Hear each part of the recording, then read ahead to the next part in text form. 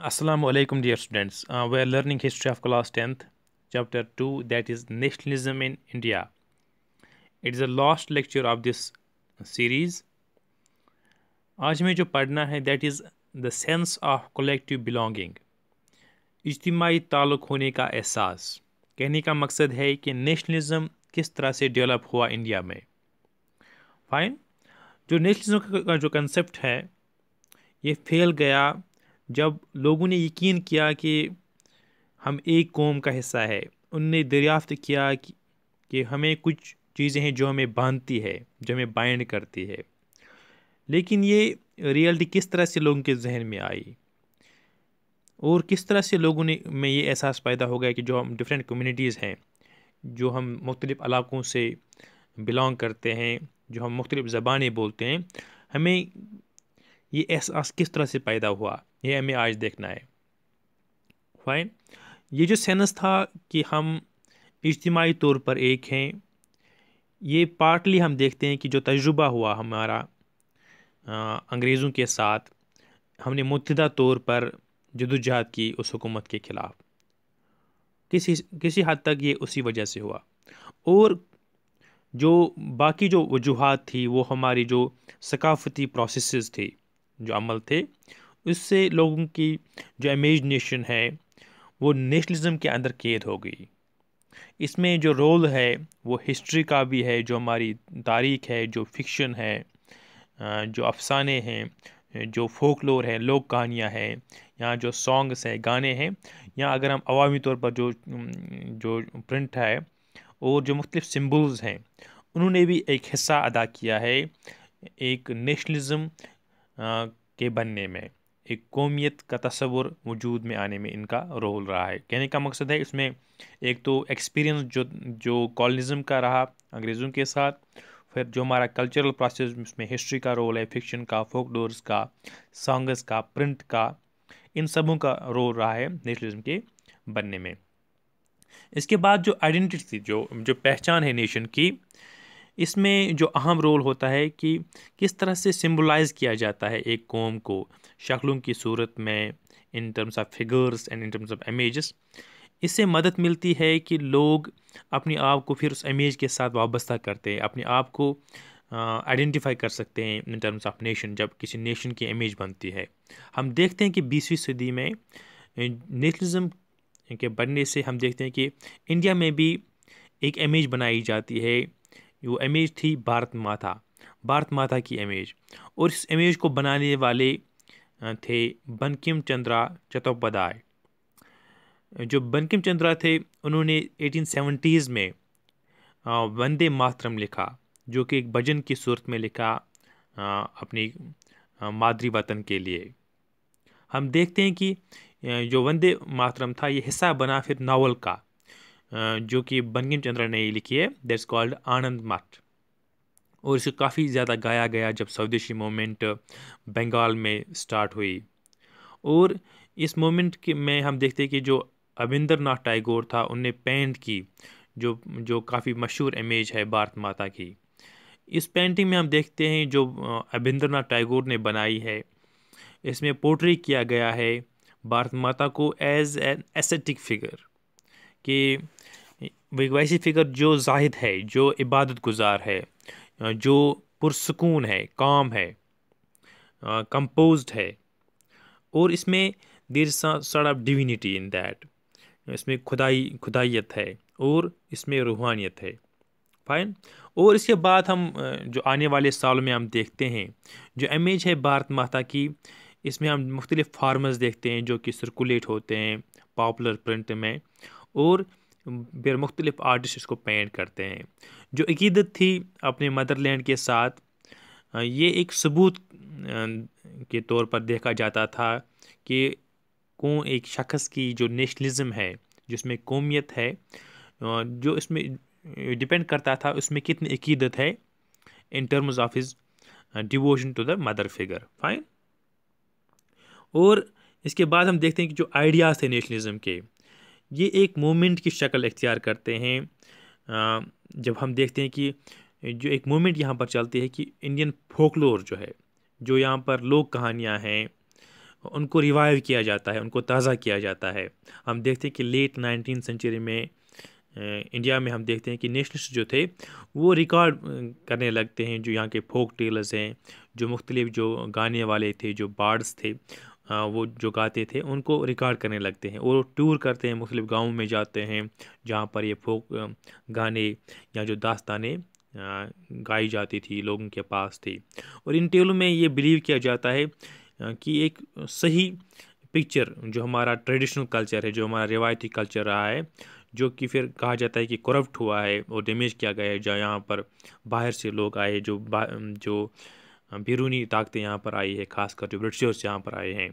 और ये एसेंशियल है कि हम जो प्रिजर्व करें जो यहाँ का फोक ट्रेडिशन है, ताकि हम डिस्कवर करें अपनी एक कौमी पहचान, और हम रेस्टोर कर सकें जो हमारा जो एहसास है, हम फख्र कर सकें उसमें कि जो हमारा पास्ट है, हमारा जो माजी है।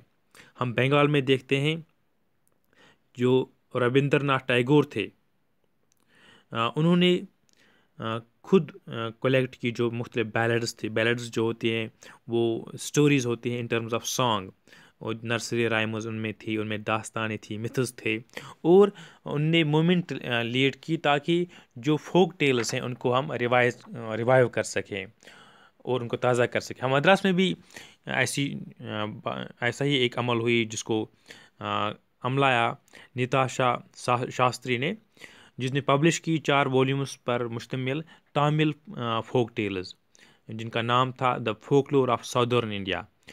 उनका ये कहना था, जो नितेशा शास्त्री थे, उनका ये कहना था कि जो फोक दौर है ये असली कौमी अदब है, कौमी लिटरेचर है, और इस पर हम ज़्यादा भरोसा कर सकते हैं, जो कि लोगों की एक्चुअल जो रियल थाट्स हैं, जो उनकी खुशियात है, वो उनमें दर्शाते हैं, उन्हीं में होती हैं। इसके बाद हम देखते हैं जो नेशनल मूवमेंट डेवलप हुई, जिसमें नेशनल लीडर्स का ने मुख्तलिफ जो आइकन्स बनाए, जो सिंबल्स बनाए, जो मुत्हिदा करते थे लोगों को, और इनमें जोश और वलवला पैदा करता है अपनी कौम के लिए। जैसे अगर हम बात करेंगे स्वदेशी मूवमेंट के दौरान बंगाल में एक ट्राई कलर जिसमें रेड था, ग्रीन और येलो था, इसको डिज़ाइन किया गया। हम देखते हैं कि ये जो ट्राई कलर था, इसमें हम देखते हैं कि इसमें 8 प्रोविंसेस को दिखाने के लिए 8 लोटसेस बनाए गए थे, क्योंकि ब्रिटिश इंडिया में उस वक़्त 8 प्रोविंसेस थे, और एक क्रिसेंट था, क्रिसेंट एंड ए मून, जो रिप्रेजेंट करता था कि हिंदूज एंड मुस्लिम्स को दिखाता था। हम देखते हैं कि 1921 में गांधी जी ने खुद एक डिज़ाइन किया था जिसे हम स्वराज फ्लैग कहते हैं। इसमें भी ट्राई कलर था, इसमें भी रेड था, ग्रीन, और इसमें वाइट था, इसमें येलो नहीं था, और एक स्पिनिंग व्हील इसके सेंटर में थी जो रिप्रेजेंट करती थी जो गांधीयन आइडियल था कि हमें अपनी मदद आप करनी चाहिए, हमें should go for self help, तो ये इस चीज़ को दिखाता था। और इस फ्लैग को इस्तेमाल किया जाता था, उठाया जाता था जब कहीं पर मार्च होते थे, कहीं अंग्रेज़ों के खिलाफ, ए सॉर्ट ऑफ है, इस सिंबल ऑफ डिफायंस, कि ये दर्शाता था कि हम अंग्रेज़ों को चैलेंज करते हैं उनकी हुकूमत को। यहाँ पर इस तरह से इस फ्लैग का इस्तेमाल होता था। और एक तरीका जिससे नेशनलिज्म यहाँ पर बढ़ा, दैट वाज री इंटरप्रिटेशन ऑफ हिस्ट्री। आज तरह नाव वजाहत करना अपनी हिस्ट्री की, ताकि लोगों के अंदर कौमियत का जज्बा आए। हम देखते हैं कि 19th सेंचुरी के एंड में जो इंडियंस थे वो उनको उनके उनके अंदर ये सेंस ऑफ प्राइड डेवलप करने में इंडियन हिस्ट्री को असर न सोचने की इस पर जोर दिया गया। जो ब्रिटिशर्स थे वो इंडियंस को बैकवर्ड समझते थे, प्रिमिटिव समझते थे, जो कि अपनी हुकूमत नहीं कर सकते हैं, तो इस तरह से उनकी सोच थी। इस रिस्पांस में जो इंडियंस थे उन्होंने अपने पास्ट की तरफ देखा और इंडिया के क्या अचीवमेंट्स हैं उनको असर नाव सीखने लगे, देखने लगे, और उनने फिर ग्लोरीफाई किया जो एंशिएंट टाइम्स थे, जो आर्ट डेवलप हुआ, जो आर्किटेक्चर डेवलप हुआ, साइंस, मैथमेटिक्स, रिलीजन, कल्चर, कानून, फ़लसफ़ा, और किस तरह से तजारत वहाँ पर पनप गई थी हमारे पास्ट में। और ये जो ग्लोरियस टाइम था इंडिया का, इसमें फिर कहा जाता है इसमें जवाल आ गया और इंडिया फिर कॉलोनी बन गई ब्रिटिशर्स की। और हम देखते हैं कि ये जो नेशनल हिस्ट्रीज थी, इसमें ये जोर देता था रीडर्स को कि आप फख्र करो अपने पास्ट में जो अचीव किया गया है पास्ट में, और जद्दोजहद करो कि जो हमें आफतज़दा है, जो हम हमारी कंडीशन है अंडर ब्रिटिशर्स, इसको तब्दील करने की ज़रूरत है, हमें जद्दोजहद करने की ज़रूरत है। लेकिन इन कोशिशों में क्या हुआ, जो यूनिफाई करने में इसमें कुछ प्रॉब्लम्स थी, क्योंकि उस वक्त जो ग्लोरीफाई किया ज़्यादा, जिसको ज़्यादा अजमत बयान की गई, वो दैट वाज हिंदू कल्चर। और इसमें जो इमेजेस को सेलिब्रेट किया गया that wire drawn from Hindu iconography, जो चित्रकला थे, जो हिंदू आइकन्स थे, उनको पैटर्नाइज किया गया। और इस वजह से क्या हुआ, जो मुख्तलिफ बरादरी के लोग थे, मुख्तलिफ कम्युनिटीज़ के लोग थे, उनको लगा कि that we have been left out, कि हमें बाहर रखा गया है from the idea of India, like that. और कंक्लूजन में हम ये कह सकते हैं कि जो एंगर था कॉलोनियल गवर्नमेंट के खिलाफ, इसको नेशनल मूवमेंट के दौरान मुख्तलिफ ग्रुप जो थे, मुख्तलिफ क्लास ऑफ इंडियन, उनको इकट्ठा लाने की कोशिश की गई in the first half of 20th century. हम देखते हैं कि जो कांग्रेस, नेशनल कांग्रेस थे under leadership of Mahatma Gandhi, उनने कोशिश की जो मुख्तलिफ शिकायत थे लोगों के, उनको चैनलाइज कर सकें, उनको एक मुनज़्ज़म कर सके, ताकि हम मूवमेंट लॉन्च कर सके आज़ादी के लिए। और इस मूवमेंट के दौरान उन्होंने एक नेशनल यूनिटी की कोशिश की कि हम एक कौम बन सके, उसकी उनने कोशिश की। और हम देखते हैं कि जो मुख्तलिफ ग्रुप थे और क्लास, उन्हें पार्टिसिपेट किया इन मोमेंट्स में जो अंग्रेज़ों के ख़िलाफ़ यहाँ पर लॉन्च की गई। उनके अपने एस्पायरेशंस थे, उनकी अपनी तमन्नाएँ थी, और उनके अपने तवक्कात थे। और हम देखते हैं कि जो मुख्तलिफ ग्रीवेंसेस थे, जो मुख्तलिफ शिकायत थे, वो काफ़ी इनमें काफ़ी वसत थे, ये वाइड रेंजिंग थे। ये चाहते थे कि हमें आज़ादी मिले कॉलोनियल रूल से, लेकिन इसके मानी मुख्तलिफ लोगों के लिए मुख्तलिफ थे। कांग्रेस ने हमेशा कंटिन्यूसली कोशिश की कि जो मुख्तलिफ मसाइल हैं इन ग्रोह के दरमियान, इनको हम हल कर सकें और इनकी डिमांड्स को हम पूरी कर सकें, ताकि हम किसी को अलग थलग ना रखें, किसी को एलिनेट ना करें। लेकिन बाज़ अवक़ात क्या होता था, इसमें डिसयूनिटी भी क्रिएट होती थी। बहुत सारे मराहल थे जिसमें हम देखते हैं कि डिसयूनिटी पैदा हो गई मुख्तलिफ ग्रोहों के दरमियान, और कन्फ्लिक्ट पैदा हुए। दूसरे अल्फाज में हम कह सकते हैं कि ये जो आइडिया ऑफ ए नेशन था, इसमें मुख्तलिफ वॉइसेस के लिए जो चाहते थे कि आज़ादी हो, लेकिन बाज़ औक़ात इसमें तज़ाद भी था, बाज़ औक़ात इसमें मुश्किलात का सामना हो गया, conflict situation were created many a times. Fine. So that's all in this conclusion. That's all we have in this chapter. Thank you very much.